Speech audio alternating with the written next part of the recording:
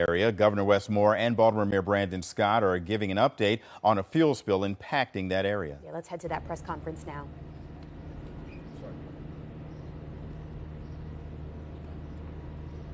Good morning.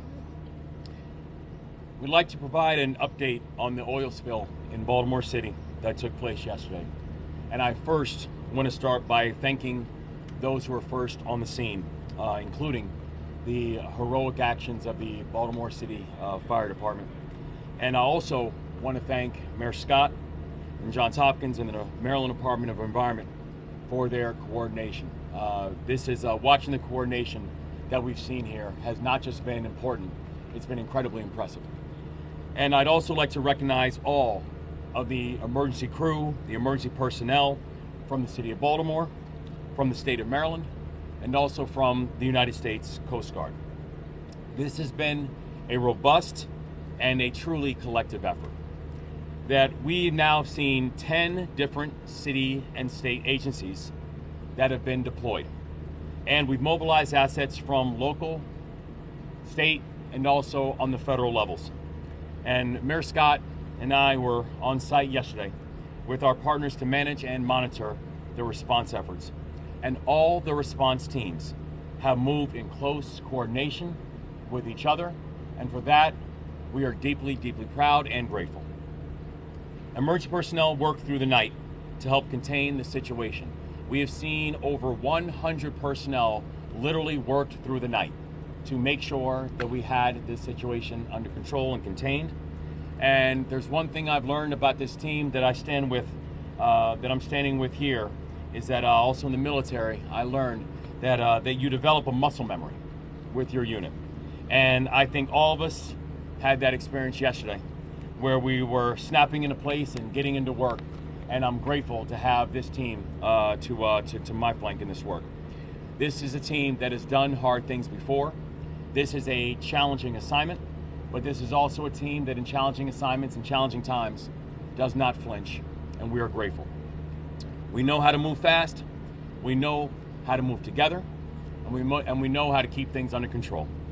And the Coast Guard and their contract, the Coast Guard and the contractor are using oil absorbent materials and skimmers that feed into a 4,000-gallon pump truck.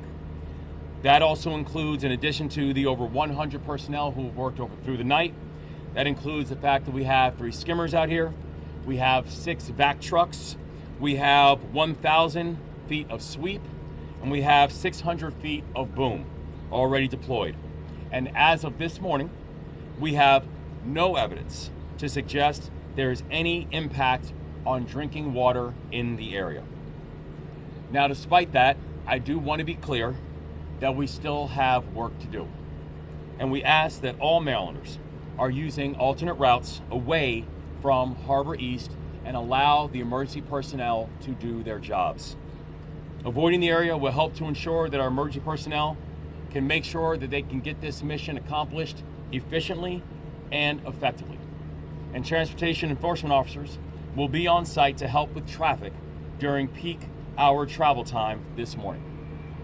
With that, I'm going to turn the program over to my friend and partner in the work, Mayor Scott, for additional details on traffic and to outline Baltimore City's role in the response. Mayor Scott. Good morning, and thank you, Mr. Governor, for your leadership. I'm sure, as everyone can tell, this is another all-hands-on-deck response. And as the governor said, there isn't a better team to do this than the folks standing with us. We have a muscle memory, and everyone has been through a lot together. But when you've been through a lot together, you can accomplish a lot together. I want to start by thanking our partners, starting with our partners at the state, led by our governor, the Coast Guard, everybody from the city of Baltimore, from the fire department, emergency management, DPW, transportation, all of our agencies, the police department that have been working here. Our partners with Hopkins that have collaborated with us on this, and contractors, including the Miller Environmental Group. And unfortunately, as you know, this isn't the first time that we've had to stand up an emergency response like this. And we know from that experience that between us, working together seamlessly is the only way to accomplish the goal. As you can see, this response is still ongoing, but for now, here's what Baltimoreans should know. First, We can smell gas. Obviously, you can smell that gas, and we can see the oil on the water. But we know people are understandably concerned. But again, as you just heard, there is no impact to drinking water. And we're doing everything that we can to mitigate any environmental impacts of the spill. We are proud of the progress that was made overnight and over the recent years to improve the harbor. We have that at the front of our minds as everyone does this work today. And we're just as committed today as we've ever been. Second, emergency road closures are in effect in Harbor East, focused around Central Avenue and expanding several blocks from this site at the South Central Avenue Bridge, even north. We anticipate a disruption during rush hour, and that will continue through today. As you heard, officers will be on site during rush hour to help direct traffic, but we are encouraging drivers to avoid the area if possible. This isn't a time to travel down here to try to look and see. Stay away unless you have to come to this area. There are also additional traffic disruptions throughout East Baltimore, centered around where Johns Hopkins is. East Baltimore and Fayette, Orleans, and side streets in that area. So make sure that you're avoiding those areas as well as we work closely to around the original spill facility. Our top priority today, tomorrow, and every day is the safety of our residents and our environment. And we're going to do everything in our power to restore the area as quickly as possible without compromising that safety. And once again, I am grateful for the continued support of this team and their teamwork. And I'm grateful to all of the men and women who've been out here all night and those who will work throughout the day and until this mission is complete. With that, I will turn it over to our Incident Commander, Fire Chief Wallace. Chief. Thank you, Mr. Mayor, and good morning. I want to start off by acknowledging Governor Moore and Mayor Scott for not only their leadership, but for coming out here last night, being on the ground with us, being here late into the night, and getting us the resources that we need. As the mayor said, I'm currently the incident commander. However, this is a unified command approach, as the city of Baltimore always does. I'll give you a little bit of historical background with this. So yesterday afternoon, our initial response was alongside of the Maryland Department of the Environment and the United States Coast Guard. By way of those three agencies, Harbor Boom was deployed on the water very, very rapidly. And I want to stress that level of coordination and those actions taken by those three agencies have really reduced the footprint of this incident. This could have been far, far worse than what it was. We've since then located where we believe the leak occurred. Throughout the night, we have brought in contractors that are working right now behind us. Once the contractors arrived, we began to skim product off of the water. This is a heating oil product. You'll notice that it's red. So we began to skim that off the water and contain that. Through the remainder of the night into the early morning and where we are right now, we've began an operation where we're opening up fire hydrants and we're starting to flush the storm drain system.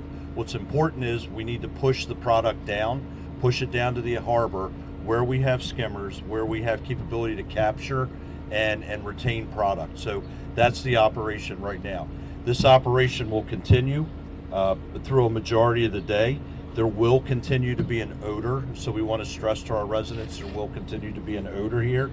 And I just want to again highlight, speed and coordination was the key to where we're at now. Very speedy response, solid coordination, partnership with our state and federal resources have put us into the position right now. That's what's going to drive the remainder of the day and actually the coming days. And then finally, I want to thank the business community for your patience. We've brought in a lot of resources. A lot of our resources showed up on a no-notice basis, and the business community has just been amazing. They've worked with us very well, and we'll continue to work with them throughout the day. Thank you.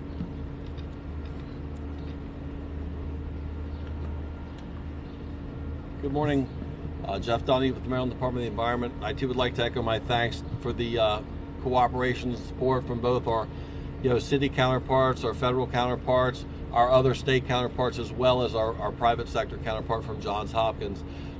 As everybody's mentioned so far, this is truly a team effort. So throughout the course of the night while we were amassing the resources needed to do the cleanup. We were sitting there mapping out, following the storm drain maps so we could isolate and ensure that we knew where the product flow was going to be, so that when we do begin the flushing operation, or we did that earlier this morning, that we knew where it was going to come out and there were no unexpected consequences there. We did identify several oiled waterfowl, specifically geese. Last night, 5 of those were captured and taken to a wildlife rehabber through the Maryland Department of Natural Resources. We had 6 others that were identified during the course of the night that we have a rehabber coming this morning around 7 o'clock. We're anticipating them being here to take those as well. That being said, thank you.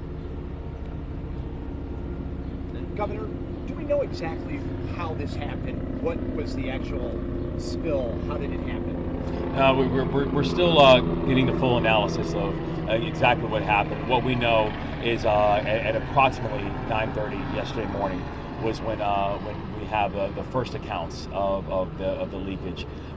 We know that after communication from Johns Hopkins University, that at around 7 p.m. that we're notified that the initial number that we heard of the 200 was actually probably closer to 2,000.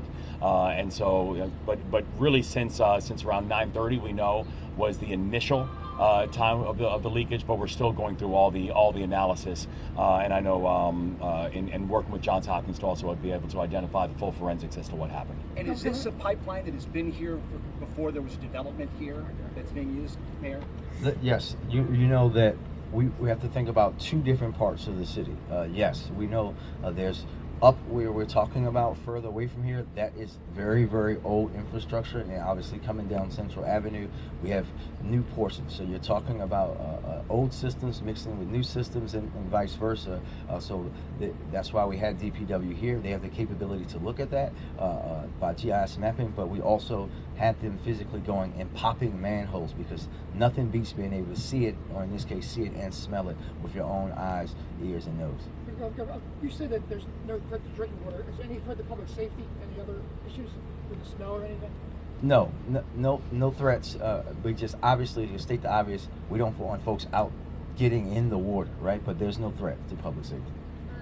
Just to clarify, was this diesel fuel, was it leaked through like a container, or was it leaked like from a building or pipe? So that's a part of the investigation about how the spill actually happened, but it is diesel fuel.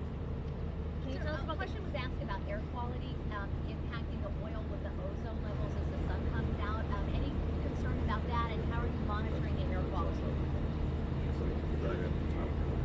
I'll just say, we're monitoring the air quality right now, and so yes, we're going to make sure that we're monitoring what's going on. But again, right now, there's no impact at this point. But yeah, as the sun go up, we will continue. Where are we at with the containment right now in terms of, earlier we marked 100 by 250 yard, or where are we at now with that? So did you say containment? The containment, yes. Right, so the incident footprint right now on the water is behind us. It's approximately 100 yards wide by about 250 yards long. We have it contained within this particular footprint. As we flush upstream, we're going to bring product down, we're going to bring it into this area, but the strategy has been contain where we're at right now, reinforce that, bring the remainder of the product down, keep it contained. So we're absolutely on schedule with where we had planned to be about midnight last night. Got time for a couple more, folks? Are there any fines that could come anybody's way from this happening? All of those things about fines and costs and all that will be determined later. Right now, the focus and the most important thing is that we're actually making sure that we get the water clean, get the stuff out of the system. All of that we can talk to you guys about at a later time. And speaking of getting the water clean, the Harbor Splash planned later this month, any potential impact on that? We'll see. We'll see. We know that folks are very excited about doing that, just for a little further upstream, but we'll see what happens. How much of this is also a race against the potential for rain? I know safety for all the first responders, but the potential for rain, how much is it a race, Chief Wallace? So thank you for that question. It is. That's why we're doing the flush the way we are right now. We want to control that. We want to force that flow, but we want to do it in a controlled manner. So that's exactly what we're trying to do right now. Should this happen and rain come behind it, we're going to lose control, right, in the worst case scenario. But right now, as I said, we're absolutely on schedule. It's a great question. We've talked about that through the night, and that's why we're doing what we're doing now and how we're doing it. All right, guys, thank you so much. Everybody.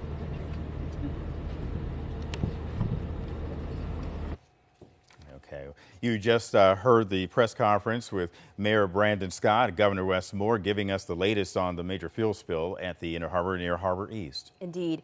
As they reiterated, there is no threat to public safety right now, but that cleanup effort is ongoing.